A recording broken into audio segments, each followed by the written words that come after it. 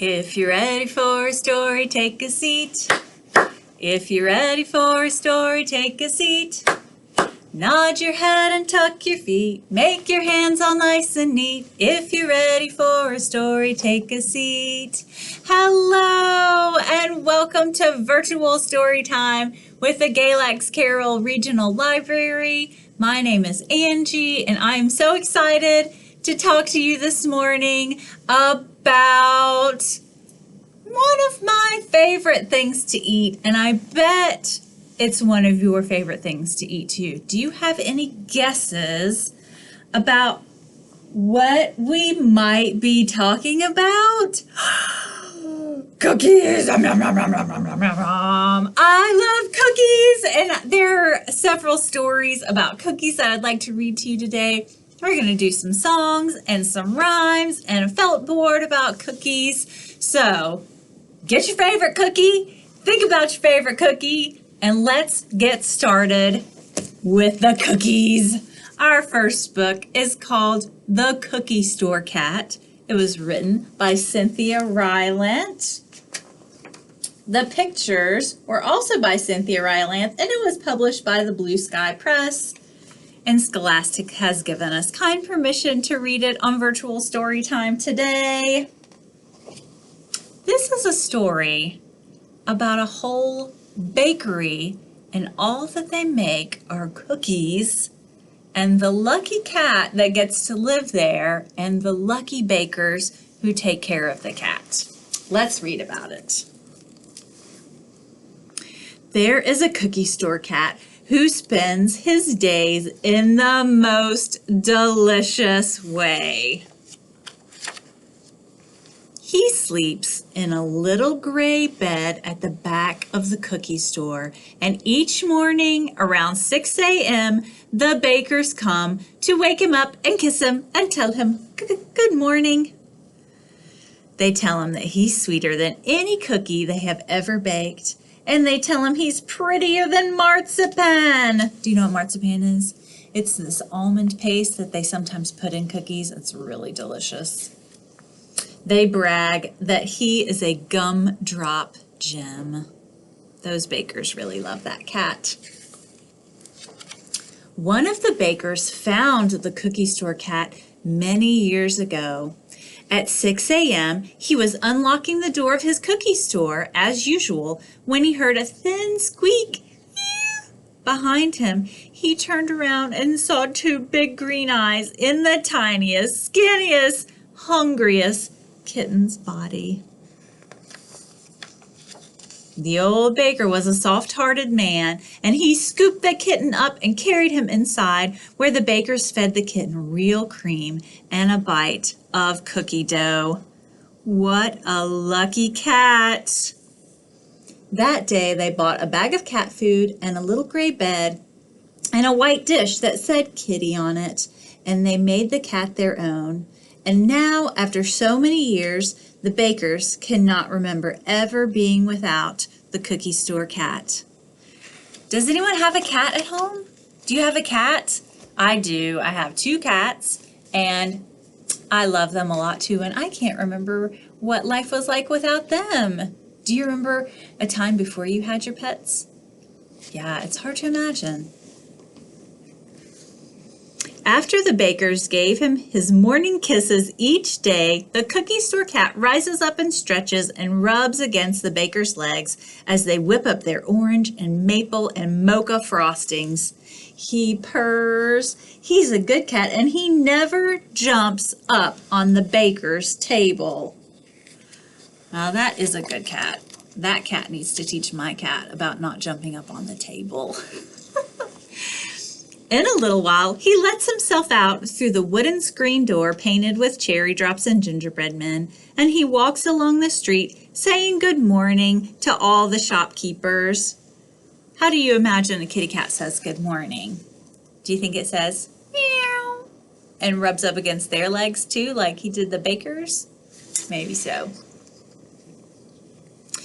He said good morning to all the shopkeepers who came early to work. His favorite is the fish shop owner, of course, but he's also fond of the yarn lady and the model train man, and he very much enjoys the bookshop people. After his morning hellos, the cookie store cat returns to the place he loves best of all. He lets himself in through the wooden screen door and jumps up to the sunny window to sleep beneath the chocolate chip cookie sign. The cookie store cat has many friends.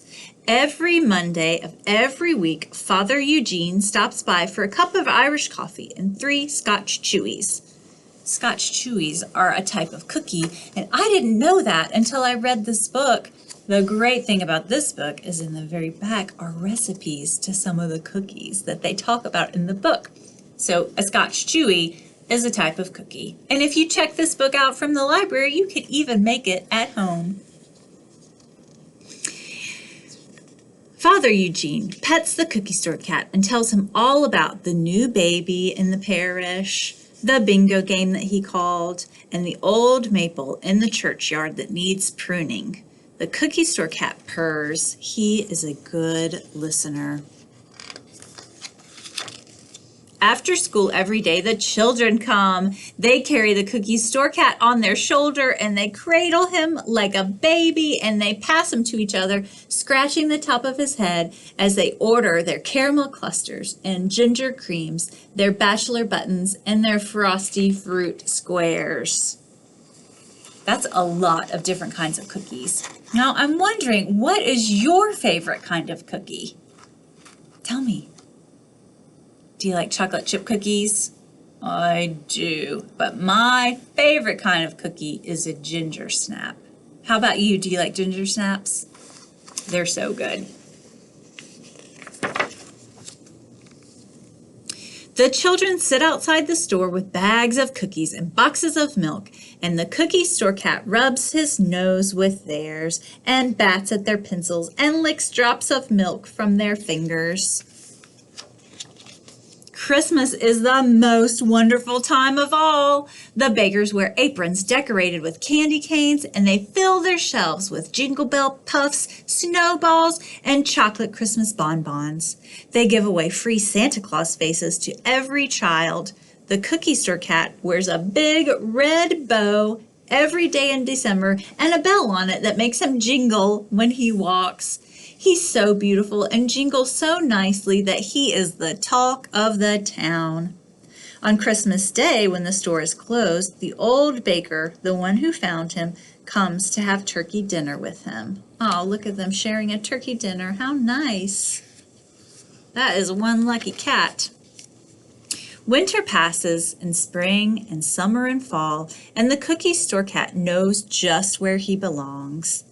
At the end of each day, he knows that one of the bakers will fill a big bag of cookies to take to the children's home, and another will sweep up all of the crumbs from the floor, and another will wash the fingerprints from the cherry drops on the wooden screen door.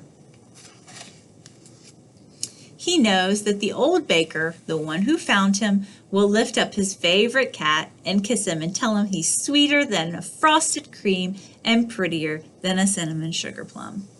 The baker will put real cream in the white kitty bowl and will carry the cookie store cat to his little gray bed. Then the old baker and the other bakers will go home, shutting softly the door behind them. And the cookie store cat will sleep in sweet dreams all night.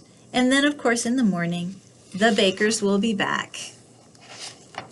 And then there are all the recipes for all those different kind of cookies. Gumdrop gems, gingerbread men, Father Eugene's Scotch chews, after-school bachelor buttons, frosty fruit squares, Santa Claus faces, and cinnamon sugar plums. All those different recipes right there for you to take home and try yourself. Oh my gosh, that cookie store cat is so lucky. I wish I lived in a cookie store. Have you ever made cookies at home? What kind have you made before? I've definitely made chocolate chips. I like snickerdoodles too. Those are very easy to make. And sugar cookies. Those are good too. Well, I have a rhyme to share with you, and it's called Making Cookies. And it goes like this. You can repeat after me and do the hand motions with me too. We'll do it a couple times. So repeat after me. We are making cookie dough. Round and round the beaters go. Add some flour, just 2 cups.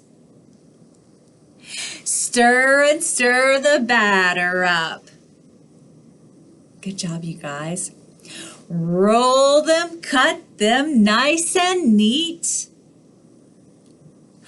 Put them on the cookie sheet.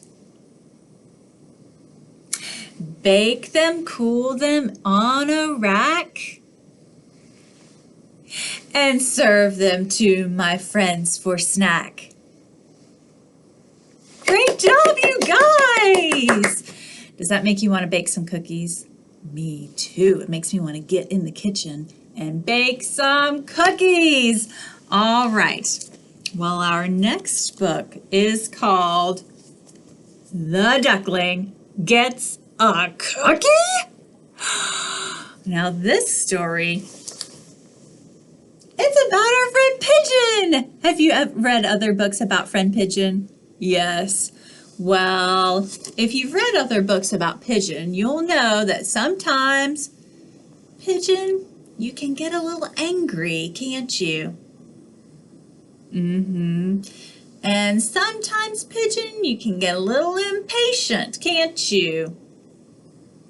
And sometimes, Pigeon, you forget your manners. Well, sometimes that happens to all of us, but let's read this book about the duckling who gets a cookie. This one is written and illustrated by Mo Willems, and it's published by Hyperion Books for Children, and we have permission to read it on virtual Storytime today. Here's our penguin, or here's our pigeon. And here's the little ducky. Hello, scooty scoot scoot. May I have a cookie, please? What nice manners that duckling has, asking if they can have a cookie, please. Oh, thank you. Flap, flap, flap, flap, flap. Again with the nice manners. That was very nice of you, says Duckling. Oh, look at all those nuts. Now, this is a big question amongst all the cookie eaters. Do you like nuts in your cookies, or do you not like nuts in your cookies? What do you think? I personally like nuts. Let's keep reading. Hey, how did you get that cookie? I asked for it. You asked for it? Politely. Say, does that cookie have nuts? Yes. So you just got a cookie with nuts just by asking? Politely. I ask for things all the time. I asked to drive the bus. I ask for hot dog parties. Do I ask for candy? Yes, I do. It doesn't have to be a big bus, you know. I'll ask for a French fry robot every now and then. I've asked for a walrus. And right now I'm asking, why? Goodness, Pigeon, you're a little out of control. Oh, there's more. Sometimes I ask for a hug. A hug? Well, I'll give you a hug. Or I'll ask for one more story. I can't even count the times that I've asked for my own personal iceberg. I asked to stay up late. Oh, yeah, I am the askingest pigeon in town. But do I get what I ask for? No! Goodness. Pigeon, you are kind kind of angry. It's not fair, says Pigeons.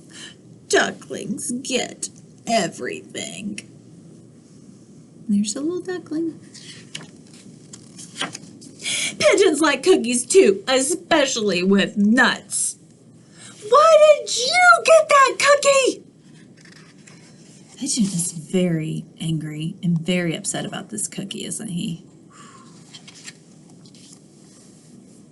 Why did you get that cookie? So I could give it to you. Duckling. And another thing. How about what?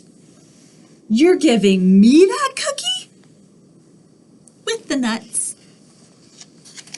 That is so nice. Thank you very much.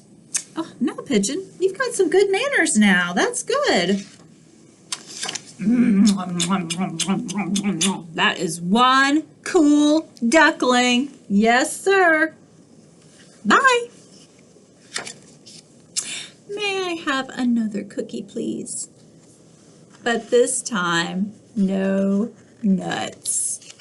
The end. Oh my goodness. Okay, so let's talk about that story for a minute because a lot went on. There were a lot of emotions in that story.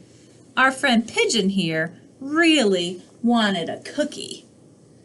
The cookie the duckling had. He was upset. How did Duckling get the cookie? He just got the cookie by asking?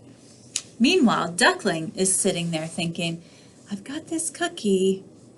It's got nuts in it. I really don't like nuts. So he gave it to Pigeon and asked for another cookie, this time without nuts. So here's something. If someone has cookies and you would like one, what do you say to that person? Pigeon, what would you say now that you know? What would you say? May I please have a cookie? Thank you. Those are very good manners, and hopefully our friend Pigeon has learned from that. What do you think, Pigeon? You sit there by those cookies and think about it. All right, well, that was a really fun story, and now we have a rhyme, a counting rhyme about these 10 cookies on a plate. Let me pull this a little bit closer so we can all see that there are 10 cookies laying on this plate. Let's count them together. Ready? 1, 2, 3, 4, 5, 6, 7, 8, 9, 10. Great job. Now this rhyme, we're going to be taking away by twos. So the math's going to be, the counting's going to be a little bit harder, but we'll take it slow. We'll do it together. We got this. There are 10 little cookies laying on a plate. Mom eats 2. Chomp, chomp. And then there were 8. Let's count them together. 1, 2, 3, 4, 5, 6, 7, 8. Great job. When Dad comes home, 2 cookies he picks,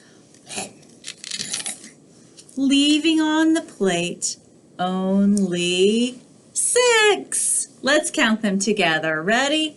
1, 2, 3, 4, 5, 6. Great job. Brother comes home, slamming the door. He eats 2 cookies.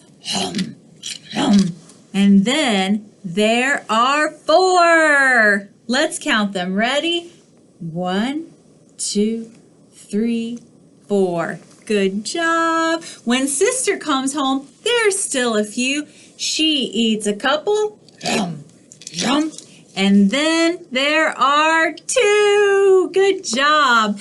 Baby wakes up. His nap is done. He eats a cookie. And And then there is 1. Then the cat jumps up on the table and eats the last one. Poor little dog. Too late. He only gets a crumb. Great job, you guys. That was a good counting cookie felt board activity. That was a lot of fun. And I kind of want to eat these cookies.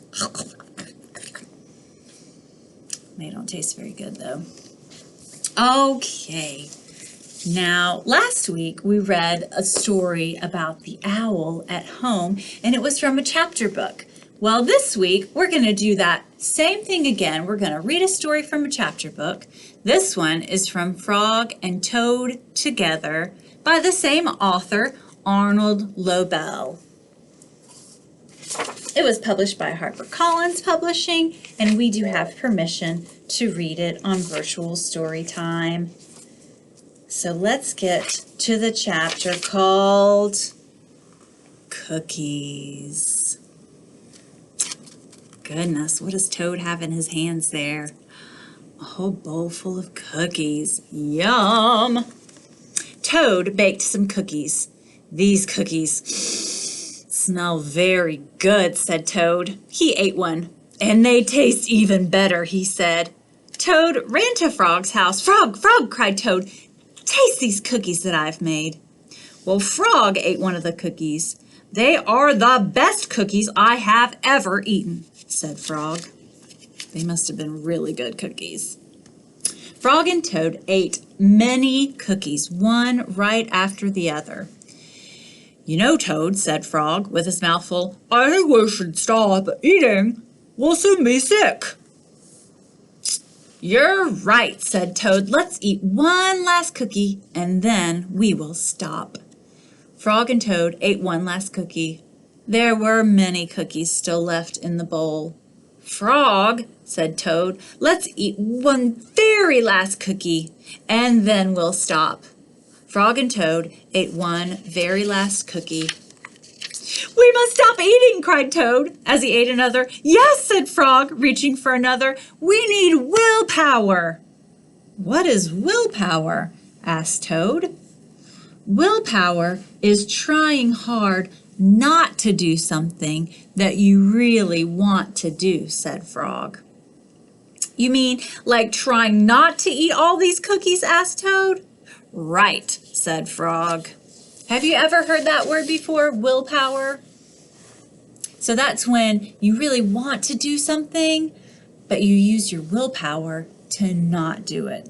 Like if there's a whole bowl full of cookies sitting in front of you and you really want to eat one, but you know it's almost dinner time and you shouldn't eat one, you use your willpower in your mind to stop you from eating those cookies. Let's see if Frog and Toad have willpower. Frog put the cookies in a box. There, he said, now we'll not eat any more cookies. But we can just open the box, said Toad. That is true, said Frog. So Frog tied some string around the box. There, he said, now we will not eat any more cookies. But we can cut the string and open the box, said Toad. Well, that is true, said Frog. Toad's really thinking about how he can get into those cookies, isn't he? Frog got a ladder and he put the box on a high shelf. There, said Frog, now we will not eat any more cookies. But we can climb the ladder and take the box down from the shelf and cut the string and open the box, said Toad. Well, that is true, said Frog. Frog climbed the ladder and took the box down from the shelf. He cut the string and he opened the box. Frog took the box outside. He shouted in a loud voice, Hey, bird, here are some cookies. And birds came from everywhere and they picked up all the cookies in their beaks and they flew away. Now we have no more cookies to eat, said Toad sadly. Not even one. Yes, said Frog, but we have lots and lots of willpower. You may keep it all, Frog, said Toad. I'm going home to bake a cake. The end. Oh gosh, Frog and Toad, they have so many fun adventures together. This time they learned all about willpower. Frog did have willpower in the end, but Toad, he was just going to go bake a cake. I don't blame him. Cakes are good too, aren't they? All right, well, thank you so much for joining me for another virtual story time. We do have take and make activity bags at the Galax Public Library and the Carroll County Public Library. We have them for preschool age kids and elementary school age kids, so make sure you go by, grab one of those take and make bags while supplies last. Hopefully we'll still have them by the time you get there. Thank you so much for joining me, and I will see you next week at 10:30 right here on your screen. Thanks for sitting, thanks for listening, thanks for coming here today. Now that story time is over, hope you have a lovely day. Bye. See you next week.